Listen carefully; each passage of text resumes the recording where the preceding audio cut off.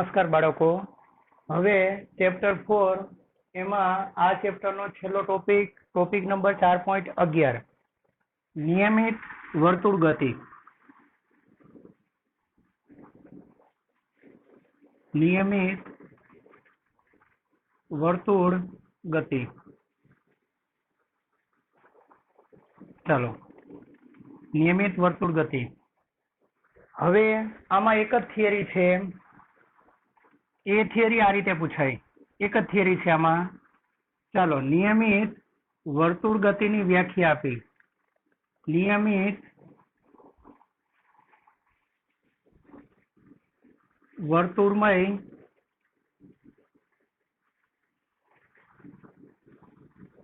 ગતિ સમજાવો. ચાલો, તેમાં કેન્દ્રગામી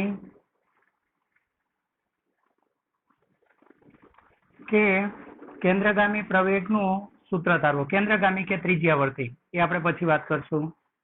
કેન્દ્રગામી પ્રવેગનું સૂત્ર તારવું. ચાલો, કેન્દ્રગામી પ્રવેગનું સૂત્ર તારવું એટલે આપણે આમાં સૂત્ર તારવવાનું છે AC કે AR બરાબર V² બાય R. ચાલો, આ સૂત્ર તારવવાનું છે. તો નિયમિત વર્તુળમય ગતિ સમજાવો અને તેમાં કેન્દ્રગામી પ્રવેગનું સૂત્ર તારવો. ચાલો, પહેલા તો નિયમિત વર્તુળમય ગતિ કોને કહેવાય? બરાબર, બધી જ ગતિ નિયમિત વર્તુળમય ગતિ નથી હોતી હો. નિયમિત વર્તુળમય ગતિ કોને કહેવાય?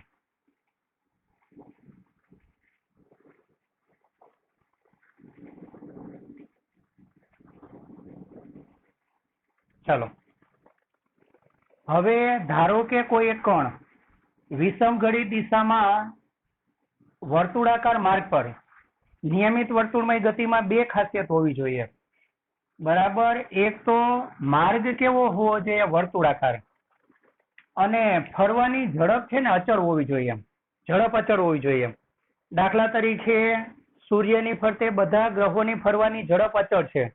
જો અચળ ન હોત ને તો આપણને ખબર છે કે પૃથ્વી એક પરિભ્રમણ 365 દિવસમાં પૂરો કરે. એટલે એ ઝડપ જો અચળ ન હોત તો આ વર્ષે 365 દિવસ લાગે, બીજા વર્ષે કંઈક અલગ દિવસ લાગે, પણ એવું બનતું નથી. એટલે સૂર્યની ફરતે પૃથ્વી વર્તુળાકાર માર્ગે કે લંબવૃત્તીય માર્ગે ગતિ કરે છે. એટલે વર્તુળાકાર માર્ગે ગતિ કરે અને આગળ જતા વાત કરશું કે લંબવૃત્તીય માર્ગ. બોહરે એવું કીધેલું છે કે લંબવૃત્તીય કક્ષા એ વર્તુળાકાર કક્ષાનો એક ભાગ જ છે. બરાબર, એટલે સૂર્યની ફરતે પૃથ્વી એ વર્તુળાકાર માર્ગે ગતિ કરે છે અને એની ઝડપ અચળ હોય તો આ શું કહેવાય? નિયમિત વર્તુળમય ગતિ. પછી એવી જ રીતે ન્યુક્લિયસની ફરતે ઇલેક્ટ્રોનની ગતિ. તો ન્યુક્લિયસની ફરતે ઇલેક્ટ્રોનની ગતિ એકધારી હોય અને પથ વર્તુળાકાર હોય. તો પથ વર્તુળાકાર હોય અને ફરવાની ઝડપ અચળ હોય તો એ બી શું કહેવાય? નિયમિત વર્તુળમય ગતિ. પછી ઘડિયાળના બધા જ કાંટાની ગતિ એ પણ નિયમિત વર્તુળમય ગતિ કહી શકાય. કારણ કે મિનિટ કાંટો એ દર વખતે 60 મિનિટમાં જ એક પરિભ્રમણ પૂરું કરે. હવે જો એની ઝડપ વધઘટ થતી હોત ને તો એક પરિભ્રમણ માટે એને 60 મિનિટ લાગતા હોય તો બીજા પરિભ્રમણ માટે વળી બીજા કોઈ મિનિટ લાગે, પણ એવું નથી બનતું. એટલે ઘડિયાળના દરેક કાંટાની ગતિ એ નિયમિત વર્તુળમય ગતિ છે. બરાબર, પણ દરેક વર્તુળમય ગતિ નિયમિત ગતિ ન હોય જ એવું જરૂરી નથી. દાખલા તરીકે ધારો કે મેળામાં ડ્રેગન વ્હીલ, એ ડ્રેગન વ્હીલ હમણાં ચાલુ થાય છે તો એની સ્પીડ ધીમે ધીમે ઇન્ક્રીઝ થાય છે, વધે છે, તો હમણાં એ નિયમિત વર્તુળમય ગતિ નથી. એટલે નિયમિત વર્તુળમય ગતિમાં શું ખાસિયત હોવી જોઈએ? તો પથ વર્તુળાકાર હોવો જોઈએ અને એની ફરવાની ઝડપ કેવી હોવી જોઈએ? અચળ. બરાબર, તો આને નિયમિત વર્તુળમય ગતિ કહેવાય. એના 2-4 ઉદાહરણ લેવા હોય તો પેલું ઉદાહરણ આપણે હમણાં કીધું કે સૂર્યની ફરતે બધા ગ્રહોની ગતિ. બરાબર, ન્યુક્લિયસ ફરતે ઇલેક્ટ્રોનની ગતિ, ઘડિયાળના દરેક કાંટાની ગતિ એ નિયમિત વર્તુળમય ગતિ કહી શકાય. ચાલો, તો આની આપણે વ્યાખ્યા શું આપશું? નિયમિત વર્તુળમય ગતિની વ્યાખ્યા આપશું ચાલો આની આપણે વ્યાખ્યા આપશું. જો કોઈ પદાર્થ કે કણ, ચાલો, જો કોઈ પદાર્થ, ચાલો, કેવા પથ પર, કેવા માર્ગ પર? વર્તુળાકાર માર્ગ પર. જો કોઈ પદાર્થ વર્તુળાકાર માર્ગ પર અચળ ઝડપથી ગતિ કરે તો પદાર્થની આવી ગતિને નિયમિત વર્તુળમય ગતિ કહે છે. ચાલો, પદાર્થની આવી ગતિને શું કહેવાય? નિયમિત વર્તુળમય ગતિ કહે છે.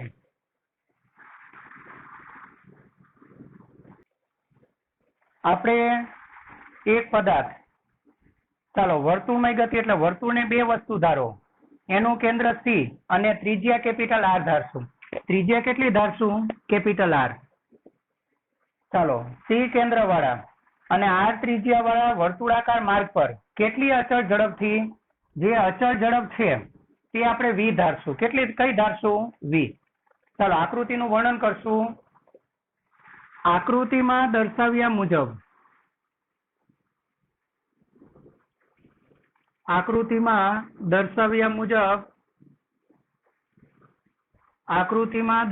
મુજબ કોઈ પદાર્થ, ચાલો, આકૃતિમાં દર્શાવ્યા મુજબ કોઈ પદાર્થ કેટલી ત્રિજ્યાના કઈ કેન્દ્રવાળા અને કેટલી ઝડપથી,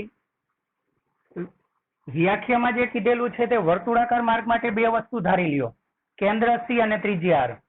તો આકૃતિમાં દર્શાવ્યા મુજબ કોઈ પદાર્થ સી કેન્દ્રવાળા અને આર ત્રિજ્યાના, કેપિટલ આર ત્રિજ્યાના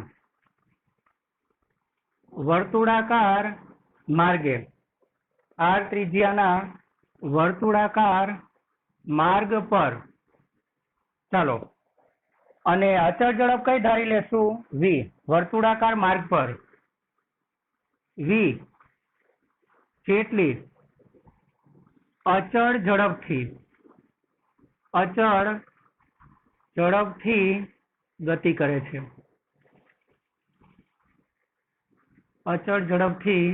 કરે છે. ચાલો, થયું આટલું. હવે આપણે ધારો કે ટી સમયે, ચાલો, ટી સમયે કણ પી બિંદુ પર છે અને ત્યાં તેનો સ્થાન સદિશ એટલે આને આપણે ઉગમ બિંદુ લઈએ હો, તો એને અનુલક્ષીને આનો સ્થાન દર્શાવતો સદિશ, ચાલો, એને શું કહેશું? આર. તો ટી સમયે અને કણ આપણે કેવા માર્ગે ગતિ કરે છે એવું ધારી લેશું? વિષમ ઘડી. એટલે હમણાં કણ આ જગ્યાએ છે, કયા સમયે? ટી સમયે. ચાલો, ટી સમયે કણ પી પર છે, ત્યાં તેનો સ્થાન સદિશ આર અને ત્યાં તેનો વેગ કઈ દિશામાં હોય? તો વેગ જે તે બિંદુ પાસે દોરેલા સ્પર્શકની દિશામાં હોય. ચાલો, આ વેગને હું શું કહી દઉં? વી સદિશ. બરાબર. ચાલો, એટલે વિષમ ઘડી દિશામાં ફરે છે ને, તો અહીંયા ટી સમયે છે. હવે જેમ જેમ આગળ વધતો જાય, જેમ આગળ વધે તેમ સમય વધતો જાય, અને ધારો કે ટી પ્લસ ડેલ્ટા ટી સમયે તે ક્યુ બિંદુ પર પહોંચે છે. એટલે કણને અહીંથી અહીં પહોંચવા માટે વધારાનો કેટલો સમય લાગે છે? Delta T. બરાબર. ચાલો, ત્યાં તેનો સ્થાન સદિશ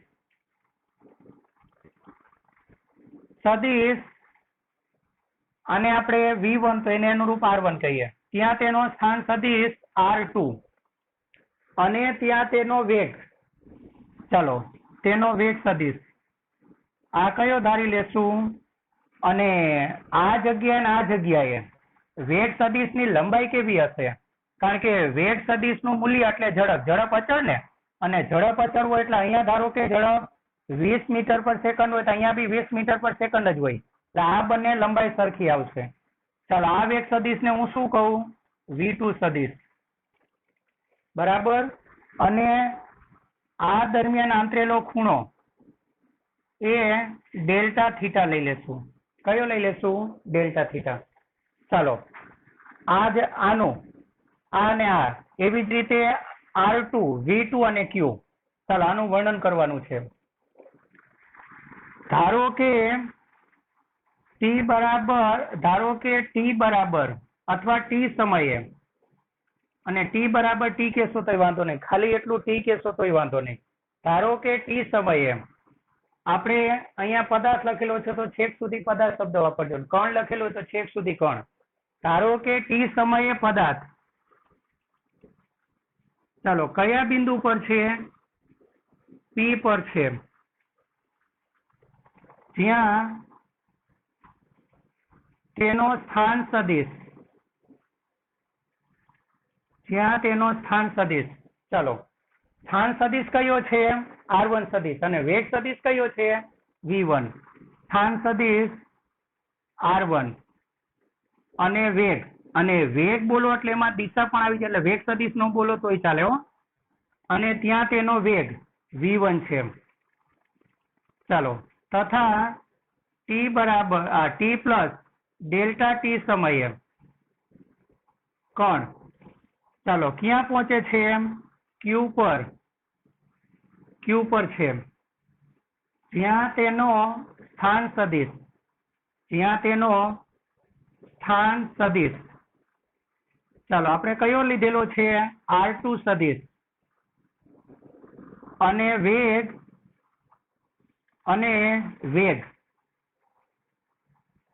V2 સદિશ છે. ચાલો થયું આટલું. હવે એક વસ્તુ જુઓ, જે તે બિંદુ પાસે વેગની દિશા એ દોરેલા સ્પર્શકની દિશામાં હોય. ચાલો વર્તુળમય ગતિમાં,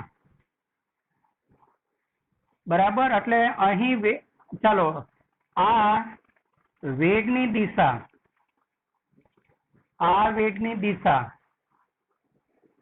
એ જે તે બિંદુ પાસે, ચાલો આ વેગની દિશા એ જે તે બિંદુ પાસે દોરેલ સ્પર્શકની દિશામાં હોય છે. દોરેલ સ્પર્શકની દિશામાં હોય છે. બરાબર. ચાલો હવે બરાબર સમજો. હવે જુઓ, આપણને ખબર છે કે વેગમાં ફેરફાર થાય. ચાલો વેગમાં ફેરફાર થાય તો શું ઉત્પન્ન થાય? પ્રવેગ ઉત્પન્ન થાય. હવે વેગ સદિશ રાશિ એટલે એમાં ફેરફાર 3 રીતે થઈ શકે, એ આપણે આગળ સમજેલા છીએ. ચાલો વેગમાં ફેરફાર 3 રીતે થઈ શકે. પેલું, માત્ર મૂલ્ય બદલીને, બરાબર. સેકન્ડ, માત્ર દિશા બદલીને. અને થર્ડ, બંને બદલીને, મૂલ્ય અને દિશા બંને બદલીને. ચાલો હવે નિયમિત વર્તુળમય ગતિ છે ને, એમાં વેગનું મૂલ્ય એટલે ઝડપ હો. મૂલ્ય એટલે વેગનું મૂલ્યને શું કહેવાય? ઝડપ. ઝડપ કેવી રીતે? અચળ. એટલે આ તો બદલાતું નથી, પણ દિશા બદલાય છે. બરાબર. અને દિશા બદલાય એટલે વેગમાં ફેરફાર થયો કહેવાય કે નહીં? કારણ કે વેગમાં ફેરફાર 3 માંથી કોઈ બી એક રીતે થાય.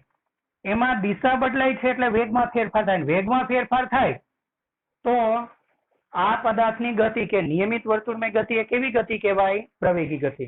ચાલો આ વેગની દિશા એ જે તે બિંદુ પાસે દોરેલ સ્પર્શકની દિશામાં હોય છે. અહીં વેગની દિશા, ચાલો અહીં વેગની દિશા બદલાતી હોવાથી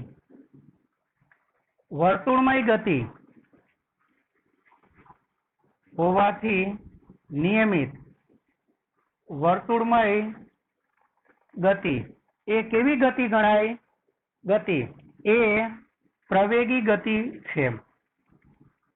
એ પ્રવેગી ગતિ છે કે ગણાય. એટલે નિયમિત વર્તુળમય ગતિ એ કેવી ગતિ કહેવાય? પ્રવેગી ગતિ. ચાલો હવે આ પ્રવેગની દિશા કઈ હશે તે આપણે જોઈ લઈએ. ચાલો અહીંયા જુઓ, આપણને ખબર છે કે આ પ્રારંભિક સ્થાન, આ અંતિમ સ્થાન, એટલે અહીંથી આ જે છે ને પથ લંબાઈ કહેવાય. અને સીધો જોડતો રેખાખંડ, આ બંનેને જોડતો સીધો રેખાખંડ, ચાલો એ સીધો રેખાખંડ એ તમારું શું કહેવાય? સ્થાનાંતર સદિશ, જેને શેના વડે બતાવાય? ડેલ્ટા આર સદિશ. અને એની દિશા પ્રારંભિક બિંદુ તરફ હોય કે અંતિમ બિંદુ? તો સ્થાનાંતર સદિશની દિશા હંમેશા અંતિમ બિંદુ તરફ હોય, એટલે તીર આ બાજુ બતાવવાનું. ચાલો હવે કેવી રીતે જવાનું ધ્યાન આપજો બરાબર. ચાલો હવે આપણે સમાંતર બાજુ ચતુષ્કોણની રીત પરથી જવાનું છે. ચાલો હું એક બિંદુ જી નક્કી કરી લેવું. ચાલો આ જી બિંદુ પરથી તમારે સમાંતર બાજુ ચતુષ્કોણ પૂર્ણ કરવા છે. તો V1 સદિશ અને V2 સદિશના ટેલ આના પર ગોઠવો. ચાલો પેલા કયા સદિશને ગોઠવીએ? V1 સદિશ. એટલે આ તમારો V1 સદિશ. ચાલો આ V1 સદિશ, V1 સદિશ અને V2 સદિશના ટેલ અહીંયા રાખવાના. સમાંતર બાજુ ચતુષ્કોણની રીત પ્રમાણે જવાનું છે. અને હવે આપણે કયો સદિશ અહીંયા ગોઠવશું? V2 સદિશ. ચાલો આ આપણો V2 સદિશ. હવે સમાંતર બાજુ ચતુષ્કોણ પૂર્ણ કરીએ તો આના હેડ પરથી આને સમાંતર દોરો.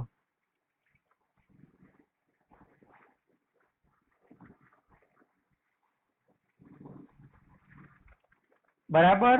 અને આના હેડ પરથી આને સમાંતર દોરો. થયું?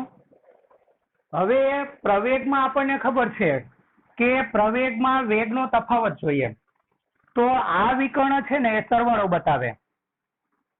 જે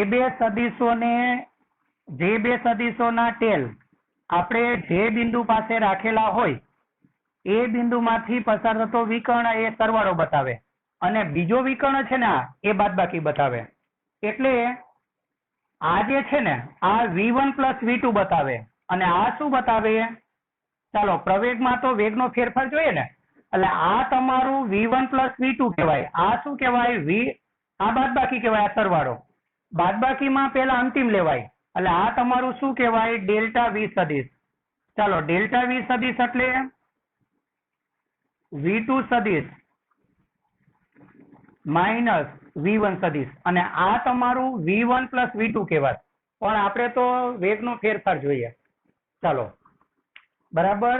હવે આપણે આગળ વધીએ. તો નિયમિત વર્તુળમય ગતિ એ પ્રવેગી ગતિ છે.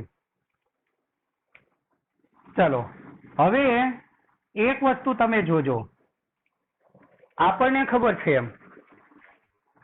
આ બિંદુ આ ત્રિકોણ પૂરો કર્યા જી, પછી આને કંઈક P ને Q નામ અપાઈ ગયું છે ને. ચાલો આને A નામ આપી દો, આને B નામ આપી દઈએ. આ બિંદુઓને જી A અને B, આ બિંદુની જરૂર નથી. ચાલો હવે આપણે શું કરવાનું છે જુઓ. હવે એક વસ્તુ આપણને ખબર છે કે R1 V1 એ સ્પર્શક છે ને R1 એ ત્રિજ્યા. અને વર્તુળમય ગતિમાં સ્પર્શક અને આ સ્પર્શક એ જે તે બિંદુ પાસે ત્રિજ્યાને લંબ જ હોય કે નહીં? એટલે અહીંયા જોવો, આ તમારો V1 સદિશ એ સ્પર્શકની દિશામાં છે ને સ્થાન સદિશ એ ત્રિજ્યાવર્તી દિશામાં છે. એટલે V1 એ R1 ને લંબ છે, V2 એ R2 ને લંબ છે. તો દેખીતી વાત છે કે R1 R2 નો જે તફાવત આવે છે તે V1 V2 નો જે તફાવત આવે છે ડેલ્ટા V અને ડેલ્ટા R એ પરસ્પર કેવા થશે? લંબ. ચાલો હવે આપણે આ વાત કરશું. અહીં ચાલો કોણ કોને લંબ છે એ લખી દઈએ. એટલે V1, ચાલો અહીં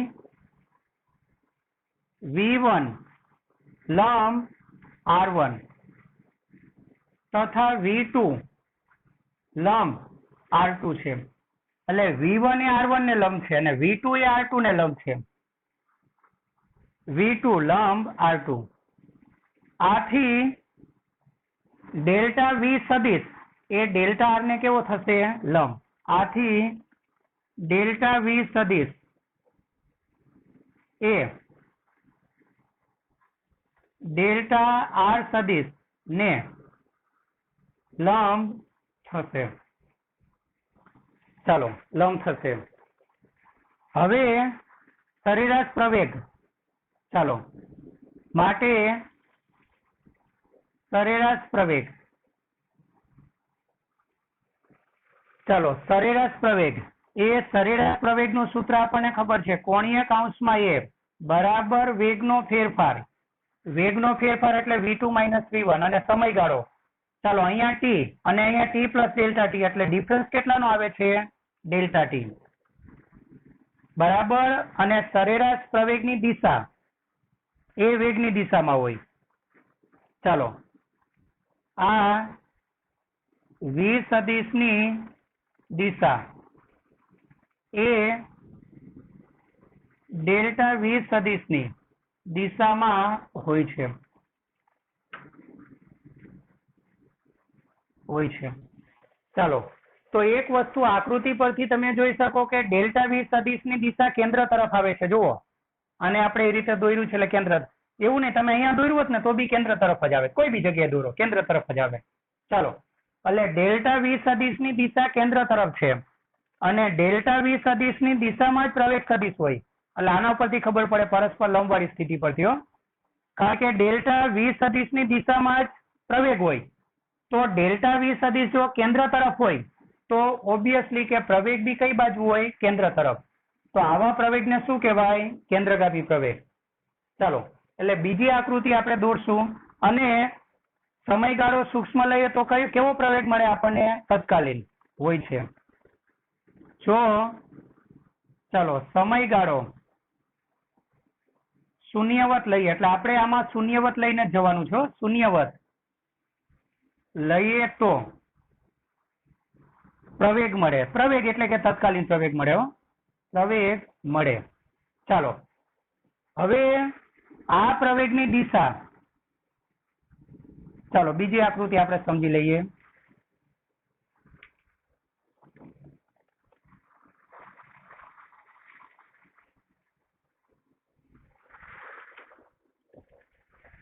ચાલો બીજી આકૃતિ આપણે સમજીએ.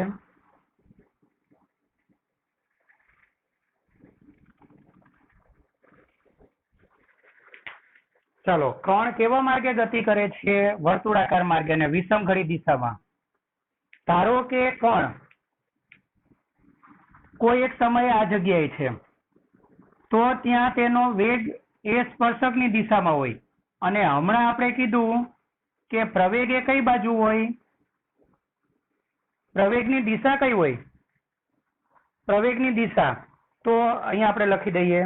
કારણ કે આકૃતિ પરથી તમે જોઈ શકો કે પ્રવેગની દિશા એ વેગ સદિશની દિશામાં વેગના ફેરફારની દિશામાં હોય. એટલે વેગનો ફેરફાર કેન્દ્ર તરફ છે. ચાલો આમ પ્રવેગની દિશા, આમ પ્રવેગની દિશા કેન્દ્ર તરફ હશે. બરાબર. ચાલો આથી આ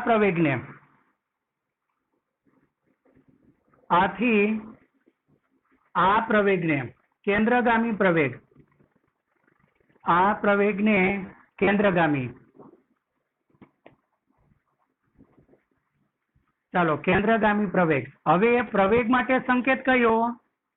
એ. અને કેન્દ્ર એટલે સેન્ટર સી કે ત્રિજ્યાવર્તી પ્રવેગ. ત્રિજ્યાવર્તી પ્રવેગ. ચાલો પ્રવેગ માટે સંકેત કયો? એ અને ત્રિજ્યા માટે રેડિયસ આર કહે છે. એટલે વર્તુળમય નિયમિત વર્તુળમય ગતિમાં જે પ્રવેગ હોય ને એ પ્રવેગ કઈ બાજુ હોય? કેન્દ્ર તરફ. એ પ્રવેગને બે નામથી ઓળખાય, કેન્દ્રગામી પ્રવેગ કે ત્રિજ્યાવર્તી પ્રવેગ. ચાલો આપણે સમજીએ. તો ધારો કે કોઈ એક સમયે કણ પી બિંદુ પર છે, બરાબર, ત્યાં વેગ સ્પર્શકની દિશામાં હોય અને ત્યાં પ્રવેગ, તત્કાલીન પ્રવેગ, ચાલો તત્કાલીન કે સરેરાશ પ્રવેગ એ કઈ બાજુ હોય? કેન્દ્ર તરફ. હવે કેન્દ્ર તરફ હોય એટલે એને એસી કહેવાય. એ પ્રવેગને શું કહેવાય? એસી. અને એ કોના પર સંપાત થયેલું છે? જુઓ, ત્રિજ્યા પર. એટલે આ પ્રવેગને ત્રિજ્યાવર્તી પ્રવેગ બી કહેવાય. ત્રિજ્યાવર્તી એટલે ત્રિજ્યા પર આવેલો, એટલે આને એસી કે એઆર કહેવાય. પછી ધારો કે અમુક સમય પછી કણ ક્યુ બિંદુ પર પહોંચે છે, વિષમઘરી દિશામાં ગતિ કરે છો, તો ત્યાં તેના વેગની દિશા હોય અને આ જગ્યાએ પણ પ્રવેગ તો કઈ બાજુ હોવાનો? કેન્દ્ર તરફ જ હોવાનો, બરાબર. ચાલો આ વખતે પણ એનો પ્રવેગ એ કેન્દ્ર તરફ જ હશે. ચાલો ત્યાર પછી અમુક સમય બાદ ધારો કે તે એસ બિંદુ પર પહોંચે છે, ચાલો ત્યાં તેનો વેગ સ્પર્શકની દિશામાં એટલે કે આ હોય, બરાબર. ચાલો આ V1, આ V2 અને V3 અને મૂલ્ય સરખું, ખાલી દિશા બદલાય એટલે V સંકેત આપો તો વાંધો નહીં. ચાલો, અને આ જગ્યાએ પણ તેનો પ્રવેગ કઈ બાજુ હોય? કેન્દ્ર તરફ. તમારે આ 1, 2 અને 3 આકૃતિ દોરવાની. ચાલો, એટલે આ જગ્યાએ પણ તેનો પ્રવેગ કેન્દ્ર તરફ જ હશે. ચાલો આ પ્રવેગની એસી અને V અને પ્રવેગ, વર્તુળમય ગતિમાં પ્રવેગ અને ત્રિજ્યા હંમેશા પરસ્પર લંબ જ હોય. ચાલો એક આ વસ્તુ રહી ગઈ છે, આ લખવાનું. તમારી 3 આકૃતિ આવશે. ચાલો આ તમારી આકૃતિ A, આ B અને આ C. એટલે અહીંયા તમારે આકૃતિ B નું વર્ણન લખવાનું થશે આની નીચે, બરાબર. ચાલો આની નીચે લખવું પડશે કે આકૃતિ B માં V1 અને V2 સદિશને, આનું વર્ણન ક્યાં લખવાનું આવશે? આની નીચે. એટલે એ હવે હું લખતો નથી, પણ તમે યાદ રાખજો. તમારે અહીંયા આની નીચે આ વિધાન લખવાનું છે કે આકૃતિ B માં કોઈ બિંદુ G પાસેથી V1 અને V2 સદિશોને દર્શાવેલા છે અને સદિશોના સરવાળા માટેની રીત પરથી તેનો પરિણામી સદિશ અથવા તેના સદિશોના સરવાળા માટેની રીત પરથી ડેલ્ટા V પણ મેળવેલ છે. આટલું અહીંયા લખી દેવાનું. શું લખવાનું? ખ્યાલ આવ્યો? આકૃતિ B માં કોઈ G બિંદુ પાસે V1 અને V2 સદિશોને દર્શાવેલા છે અને સદિશોના સરવાળા માટેની રીત પરથી ડેલ્ટા V સદિશ પણ મેળવેલ છે. આટલું અહીંયા લખી દેવાનું. ચાલો હવે તમારે આ સૂત્ર તારવવાનું, એટલે વર્તુળમય ગતિમાં આટલી વાત પૂરી થઈ. હવે આપણે આ સૂત્ર તારવીએ.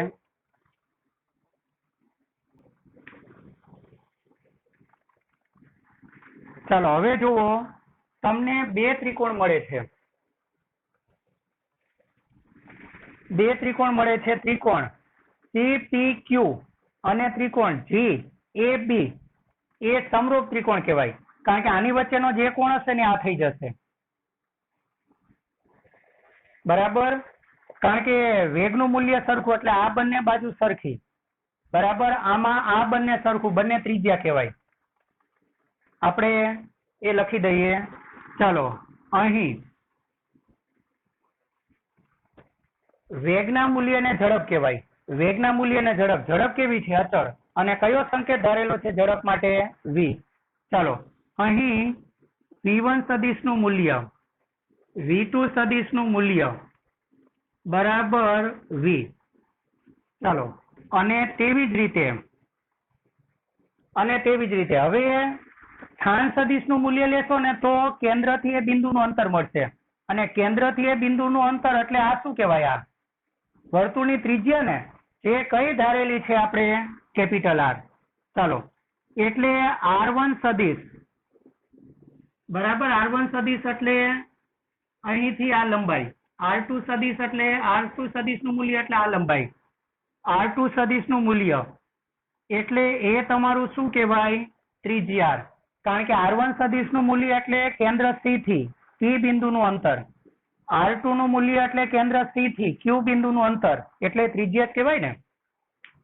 ચાલો, કયા બે ત્રિકોણો સમરૂપ થશે? તો ચાલો, ત્રિકોણ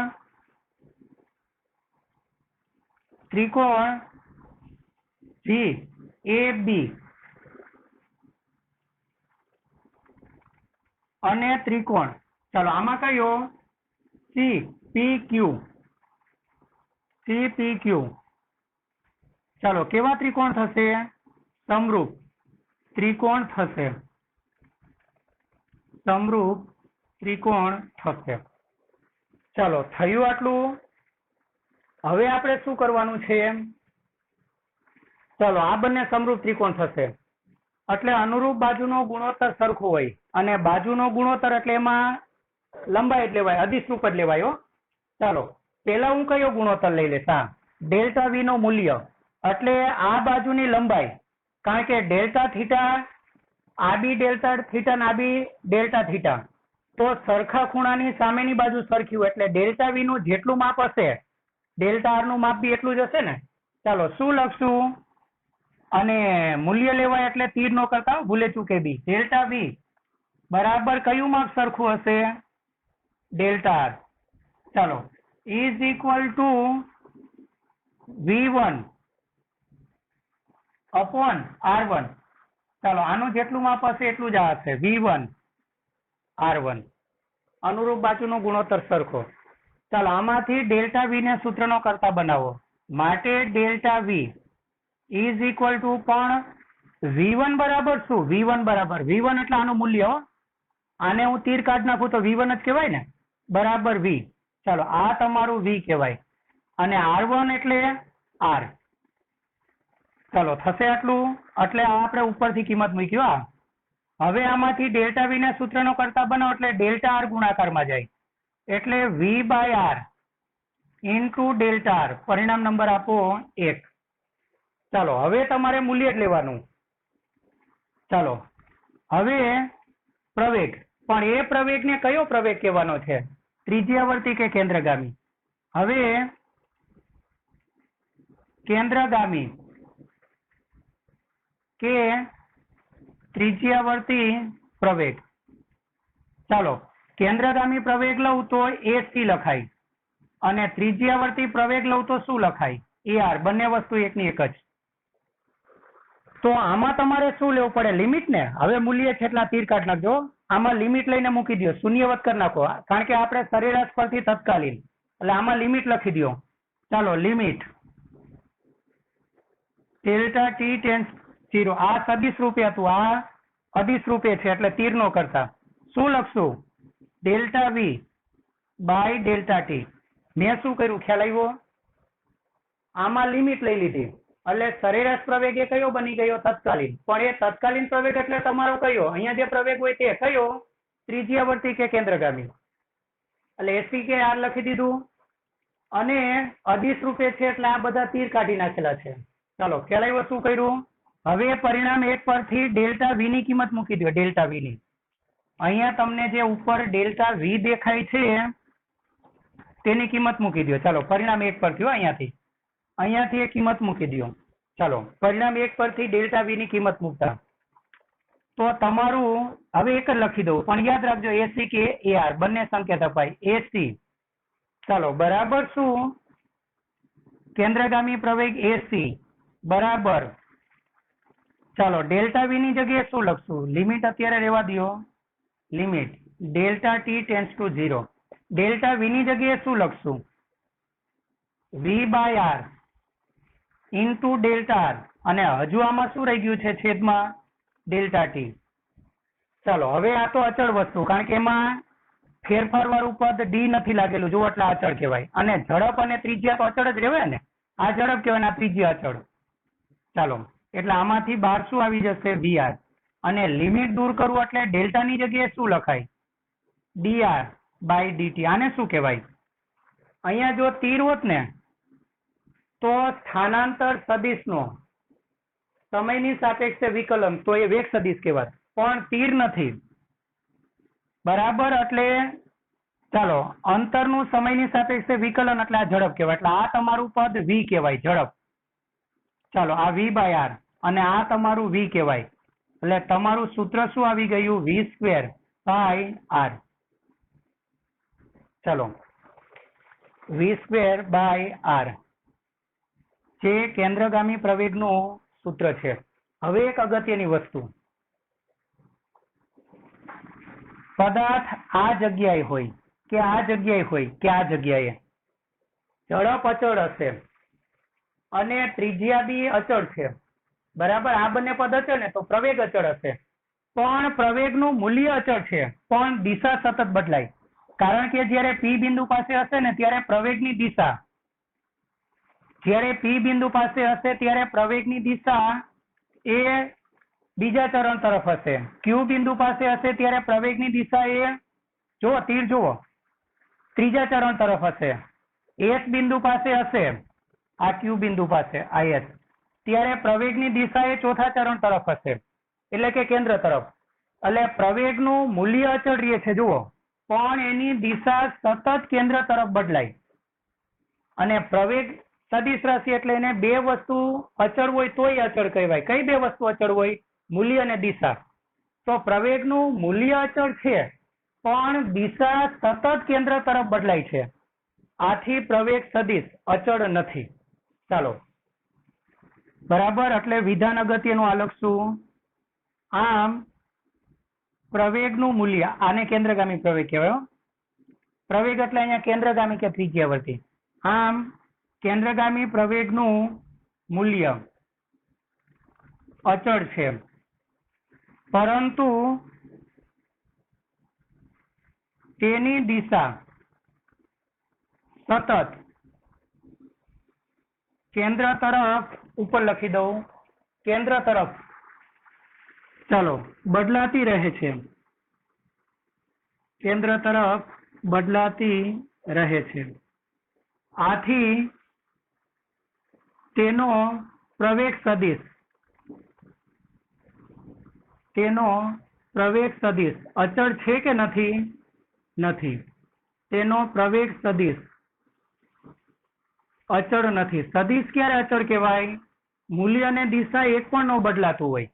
અહીંયા તમે જો પ્રવેગનું મૂલ્ય બદલાતું નથી પણ દિશા બદલાય છે, એટલે પ્રવેગને દર્શાવતો સદિશ અચળ નથી. એક દાખલામાં આપણને આ સવાલ બી પૂછેલો છે. ચાલો તો આ થિયરી આ રીતે થાય, એટલે અહીંયા કન્ફ્યુઝ ન થતા, અહીંયાથી આમાં કન્ફ્યુઝ ન થતા હો. આમાં શું કરેલું છે? સદિશ રૂપે હતું, પણ તમે ગણિતમાં ભણ્યા છો કે સમરૂપ ત્રિકોણો હોય તો ત્યાં તમે શું કરો છો? બાજુની લંબાઈ સરખાવો છો, અને બાજુની લંબાઈ હોય તો સદિશ નહીં, મૂલ્ય લેવું પડે. એટલે મેં અહીંયા મૂલ્ય લઈ લીધું. હવે અહીંયા મૂલ્ય લીધું એટલે ફરીથી આપણે જ્યારે આ સમીકરણને ફરીથી લખશું ત્યારે શું કર્યું? આમાં લિમિટ લઈ લીધું, એટલે તમારો તત્કાલીન સરેરાશ પ્રવેગ એ તત્કાલીન બની ગયો. પણ અહીંયા તત્કાલીન પ્રવેગ એ કયો કહેવાય? કેન્દ્રગામી કે ત્રિજ્યાવર્તી. એટલે એ તત્કાલીન પ્રવેગ માટે મેં એ સંકેત લખવાને બદલે કયો સંકેત લઈ લીધો? એસી. અને આમાં મૂલ્ય લઈ લીધું, એટલે ઉપરથી બધે તીર નીકળી ગયા. ખ્યાલ આવ્યો? ઉપરથી તીર કાઢી નાખ્યા, એટલે આ તમારો એને બદલે એસી.